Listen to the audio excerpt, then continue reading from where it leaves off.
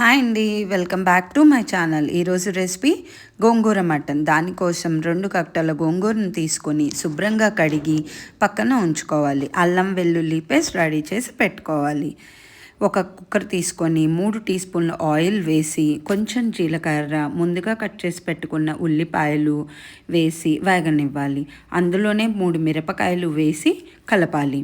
తర్వాత అల్లం వెల్లుల్లి పేస్ట్ యాడ్ చేయాలి. అల్లం వెల్లుల్లి పేస్ట్ యాడ్ చేసిన తర్వాత అరోమా సూపర్గా వస్తుందండి. అందులోనే మటన్ కూడా వేసి కలిపి కొంచెం మూత పెట్టి ఒక 2 మినిట్స్ ఉడకనివ్వాలి. పక్కన గోంగూర కొంచెం వాటర్ వేసి ఉడకనివ్వాలి. తర్వాత మన మటన్ చెక్ చేసుకొని అందులో ఉప్పు, కారం, పసుపు, మటన్ మసాలా వేసి కలుపుకొని దానికి తగినన్ని వాటర్ వేసుకొని కుక్కర్ మూత పెట్టి ఒక 7 విజిల్స్ వచ్చినంత వరకు ఉంచుకోవాలి. ఈ మధ్యలో మన గోంగూర కూడా రెడీ అయిపోయిందండి.